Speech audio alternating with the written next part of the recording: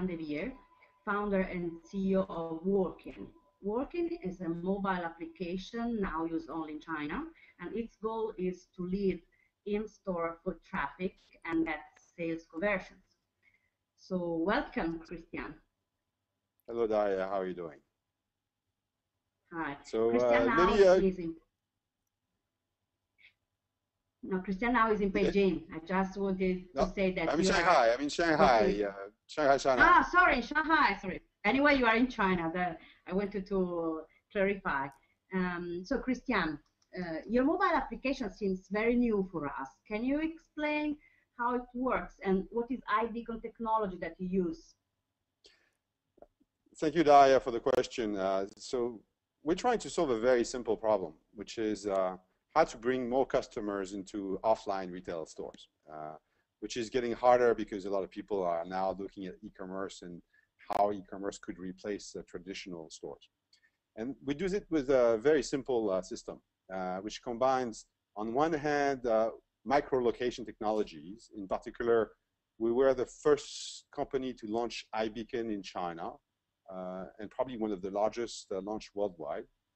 And with this technology, we basically do two things. We can identify that the consumer is actually inside the store, and then we can create interactive events inside the store. On the other hand, we connect that to a loyalty program, which gives points and free gifts to consumers who want to play with the app. So if you come to stores, you get some points. If you share some information about the brands to your friends, you get points. If you take pictures of your favorite products in the stores, you get points. The result is very attractive. Over the last 20 months, we've done over 5 million visits in stores in about 35 brands in China. Mm-hmm. So you grew up a lot during last year. Listen, Christian, why people should decide to shop in a store, in a retail store, instead of an e-commerce platform? I mean, how do you push customers to go in the retail shop?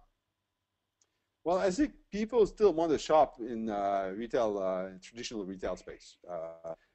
In China, about 93% of total commerce is still done in offline environment.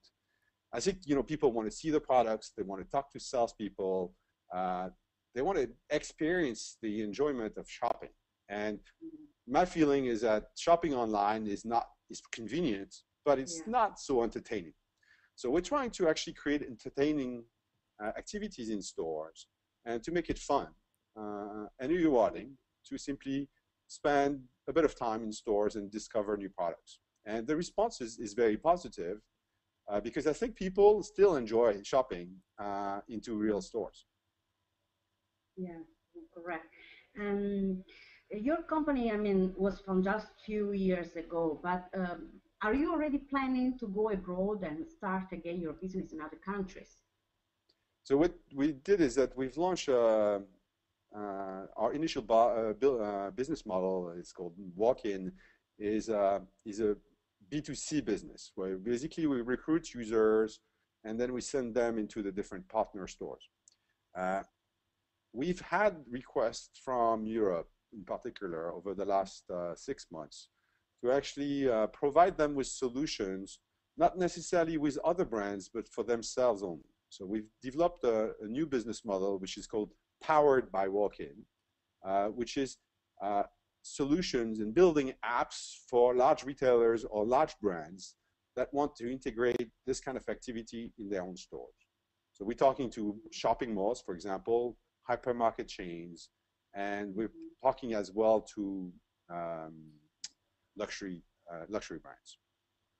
Okay. And in China, how many brand partners do you have? So today we have about 35 brand partners.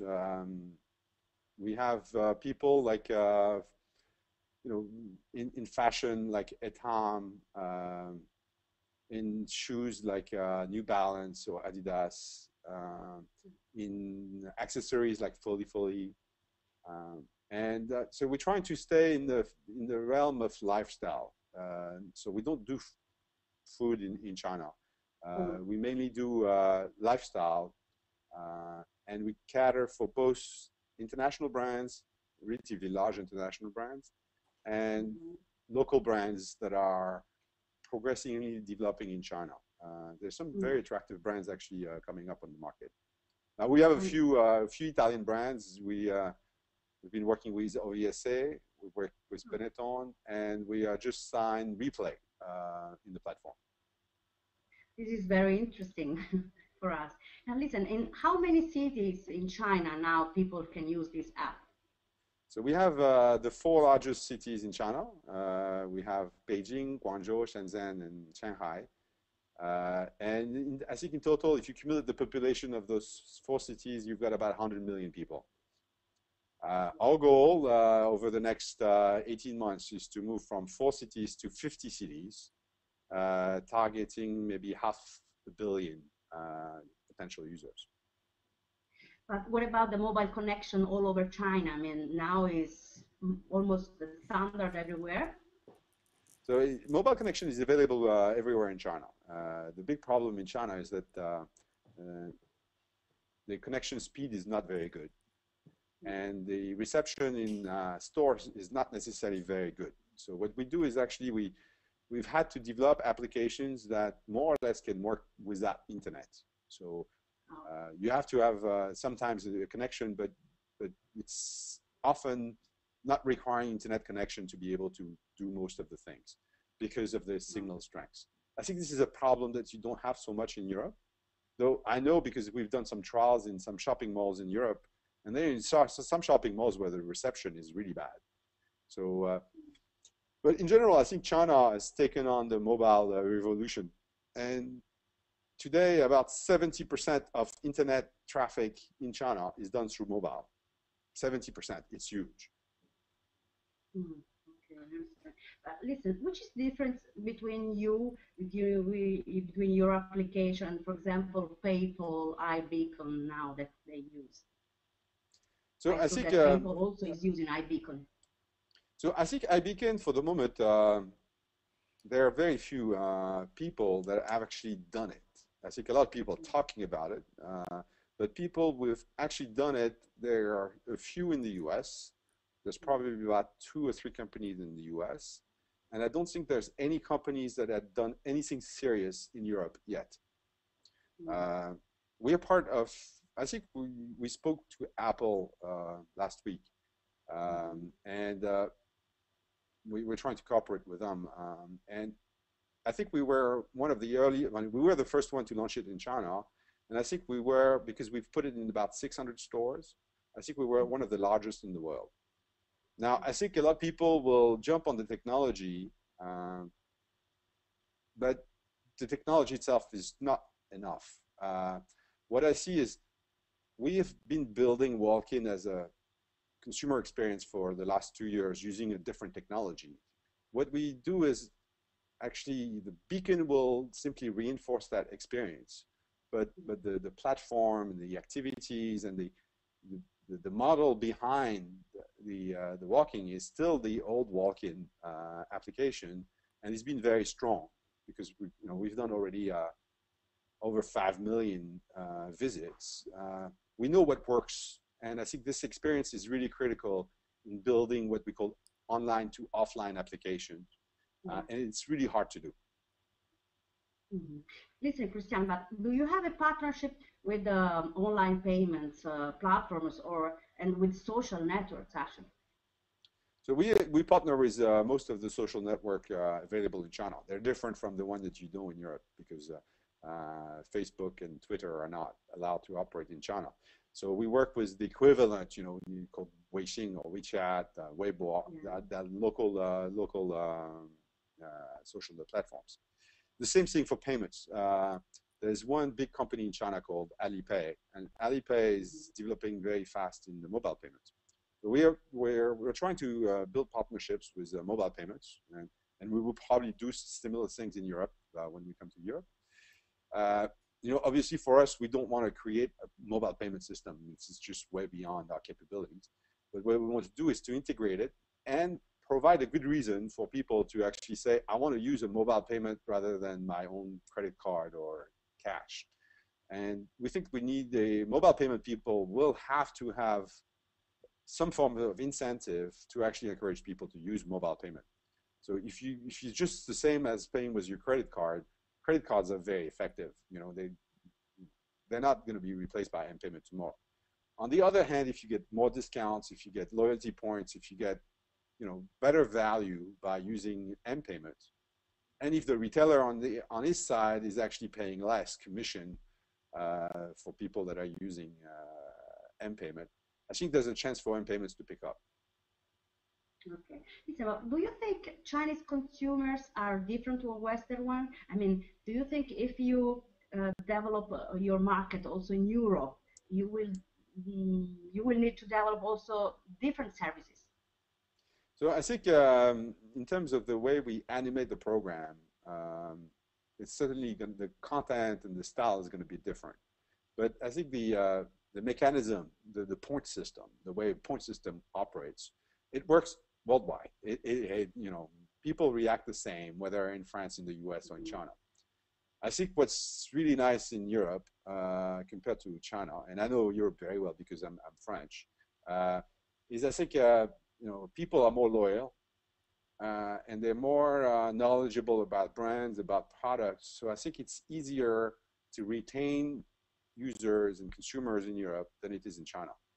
Now, doing the job in China is probably the most difficult market that I know of in terms of keeping your customers. I mean, people shop once at your place and then they go to another place and then they look at the best price and they're really very hard to get. So we're looking to go to Europe because I think it's going to be so much easier in Europe, even though the crisis is making things difficult.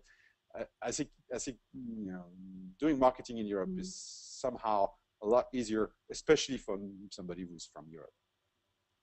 So I heard that you are also dealing with some Italian companies. Is correct?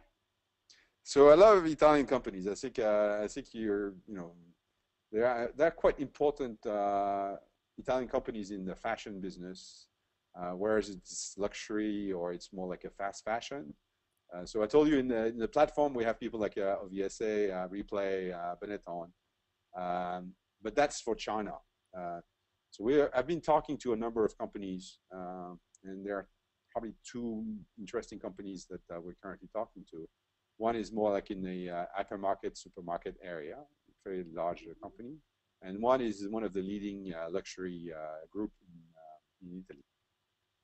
So I hope I have a chance to come over to Milan and Rome to actually discuss this because I really love I love the country. Okay, this is a work in progress. So we will. This is a work in progress. Typically the kind of decisions it involves digital.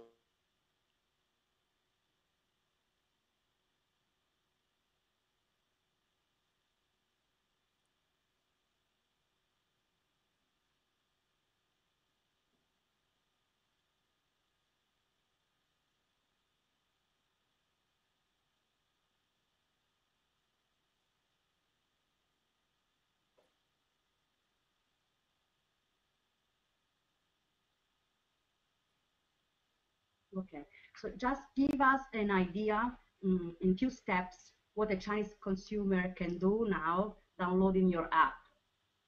So it's simple. He downloads the app. First thing he does is that if he visits stores near his where he is, where he lives, or where he works, each time he comes in within the limit of once per day, he's going to get some points, loyalty points, just for showing up in the store. And with these points, he can get things like last week we had a promotion with Clarence products, so he could get free Clarence products, but he can get phone credits on one side, he can get jewelry, many small exciting gifts. Then if he's in the store and for example he tries something on, then he can get more points by trying things on. You can get points by going to specific location inside the store. So if the store has 3 floors, if he visits floor 1, 2, and 3, he can get more points. Then we create sort of games and sort of, for example, finding pink items this week. in the different stores. So if you find pink items and you do, you put them together, then you can also get more reward. So we're trying to build entertaining experiences in the store. At the same time as you do, you get special discounts, vouchers for products. So it makes the act of buying a little cheaper for everybody. And it's very engaging. Now, the last thing is that one of the other things that you can do is you can send gifts to your friends, invite them to the platform. You can share a lot of content on the web. You can also publish content, favorite products, and if other users like it, then you get points as well. So it's a very large scope of activity, which basically use every experience of the brands that the brand wants to see happening. Are you using also some advertisement? I mean, how do you spread your application? So we've so far we've done our promotions through word of mouth mainly. So we haven't done any advertisement really. If we want to be much bigger, we'll have to go in on advertising. But recruiting users through advertisement is expensive. So we're very cautious. We want to make sure that we're ready to spend the millions of dollars that you need to spend if you do that. And actually, we're talking to a number of VC companies that are interested in investing with us. Okay. Anyway, word of mouth, I think, is always the best. It's the best, but it's very difficult because our app is not fundamentally a social app. It's a shopping app. It's something for me, and a lot of our users are doing them for themselves, not necessarily wanting to share that with everybody else. So it takes more time to actually grow a large user base. Christian, I think we told what we could tell everybody, and I really thank you, and hope to meet you again on this platform to see your success. Yeah, we'll do something at the launch of our first operation in Italy. Yeah, sure, exactly. So keep in touch. Very good. Thank you very much. Goodbye. Thank you, Christian. Bye. Stai bien.